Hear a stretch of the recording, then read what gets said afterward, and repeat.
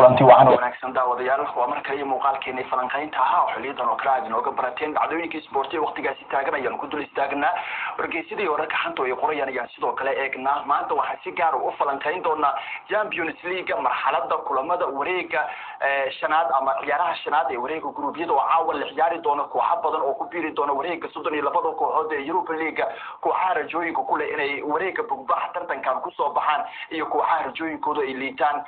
Liverpool oo qaxriyadu isgelisay kulankii Atlanta garoonkeeda ay ku garaacday caawa Ajax ciyaarteeda wax laga filan karo ciyaarta Inter Milan oo rajadoodii tartanka Champions League u noqoto caawa inay qoys goyn doonto iyo guud ahaan bal waxyaabo la xiriira ciyaaraha adag ee tartankan Atletico Madrid iyo kooxda kubadda cagta ee Bayern Munich iyadoo la filayo kooxda kubadda cagta ee Bayern Munich ciyaartoy muhiim ah nasin doonaan Manchester City iyo Porto waqti hore groupka si iyagu meel dhigtay iyo groupkan kooxda rajooyinka leh ka soo bixi kara ee soo raaci kara ayaan sheekooyin ku aadan idiisoo baahin doona hadii alla idmo hadii tahay markii kugu horeyso ma soo booqatay waxaan ka codsanaynaa inaad like iyo follow dhahdo page-keena muuqaalkan aad sii share garayso si saaxiibo kale oo jecel sportiga u gaaro isla markaana ay noogu soo fiiraan dhanka kaamirada waa Shukri Caddo farsamaduna waa Kooshin Cadde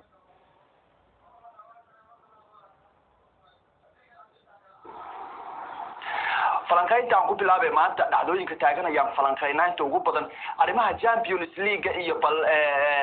tartankan xiisaha badan caawa kulamada la ciyaari doona ee wareega shanaad ama ciyaaraha shanaad ee wareega gruubyada caawa kulamada ka dhici doona kooxo badan ah khatar ku jira oo Liverpool ay kamid tahay oo Real Madrid ay kamid tahay oo Atletico Madrid ay kamid tahay oo sidoo kale Inter Milan ay kamid tahay kooxihii waaweynaa sanadkan loo saadaalinayay tartanka iyaga qaarkood qaxri iskaliye marka awoodda bal tartankan iyo falanqaynta kooxaha iyo kulamada sidii ku soo bixi karaan ayaan mar kale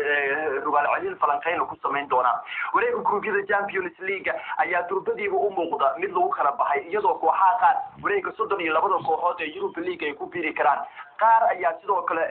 meeshaas meel ku sii tagi doona xitaa wareega gruubyada Champions League weyn kara gruupka B Inter Milan ayaa qatarta ugu weyn ku jirta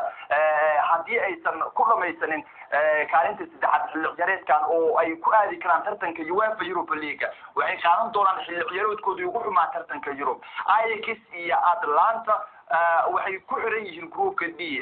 kadib markii Liverpool kulankii ugu dambeeyay Anfield lagu soo garaacay marka kooxda Klopp iyada baxar iskalisay haatan sidii waxyiin Ajax iyo caawa Anfield ku soo dhaweyn doonaan Liverpool 9 dhibcood ay leedahay Ajax 7 dhibcood ay leedahay Atlanta 7 dhibcood ay leedahay hadii Liverpool caawa laga badiyay marka saxar badan halkaas ka jiro ah in 10 dhibcood ay tagi doonto kooxda kubadda cagta ee lagu magacaabo Ajax Atlanta qudeedu kulan weyn Mourinho oo kooxda FC Milan ay la ciyaari doonaan marka Klopp iyo kooxdiisu markasta iyaga dhibaato qabo dhibano u noqon doona kulamada Champions League isbuucan ama caawa dhixi doona waxay ku qasbayeen inay mar kale iska ilaaliyaan dhibaato ku soo gaartay garoonka Anfield Liverpool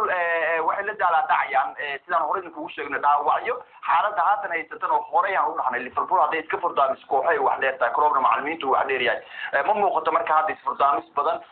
inkastoo Leicester ay ka badiyeen hadana Brighton ay barbara la galeen Atlanta garoonkooda ku garaacday caawa Ajax ay la ciyaari doonaan rajadoodu waa 50-50 waliba iyo garoonkooda joogeen 50-50 la yiraahdo waxa keenaysa dhaawacyada lixaad kale haysto kooxda kubadda cagta ee Liverpool marka xaaladda ay ku jiraan wax waliba ku qiimeynayna kooxaha Real Madrid Shakhtar Donetsk Liverpool ama Ajax kooxaha uu caawa ku biiri doona wareega bugbaxa tartanka Champions League kubana xaaladda xun ay qaadan doonaan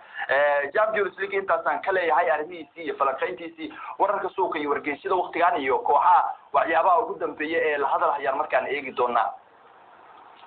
wargeysada waaweyn ee qaaradda Yurub ayaa ciwaano sameynaya wargeys waliba sheekadiisa ugu muhiimsan ee uu isleeyahay waa mid gidbi karto banaanka soo dhigaya hadaba anagu kuwa ugu muhiimsan soo qaadan doonaa ninka la yiraahdo Hussein Aouar ee ka tirsan kooxda kubadda cagta ee Lyon Arsenal Robert Mohamed ugu ahaa afku furtamaanta waxa uu yiri meelna uma socdo Arsenal sheegaysiina ma aqaan waxaan sii joogi doonaa kooxdeeda go'aankan qaatan wax waa mid sax marka Hussein Aouar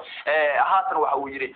inaan meel aado ma dhawo Arsenal aan ku biiro ama koox kale kooxdeeda iska sii joogi doonaa tan dabarjabay ku noqon doontaa marka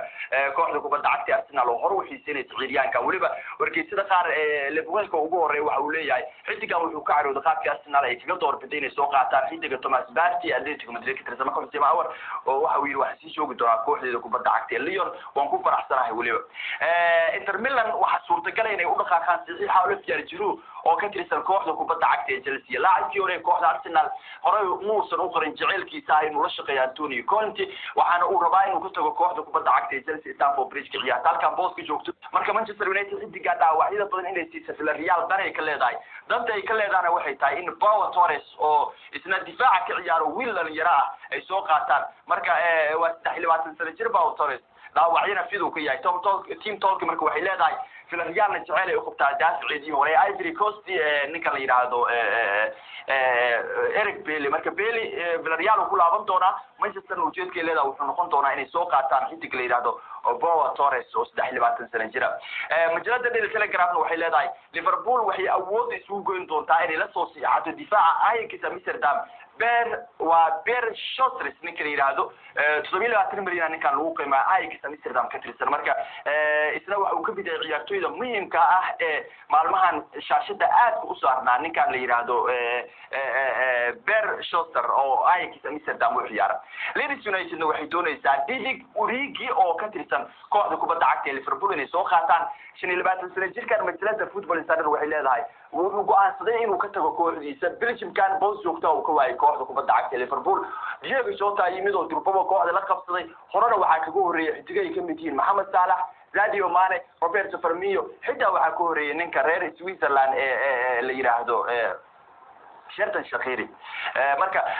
inuu ka tago kooxda kubadda cagta Liverpool ayuu rabaa Origi oo ku biiro kooxda kubadda cagta Leeds United gudaha daawadayaal warkeenii falanqayntii Champions League ayaa isku soo gabagabeynaya dhanka kaamirada waa Shukri Caddo farsamaduna waa Koshina Cadde mid lamida muuqaalkan inta ku kulmi doona nabadgelyo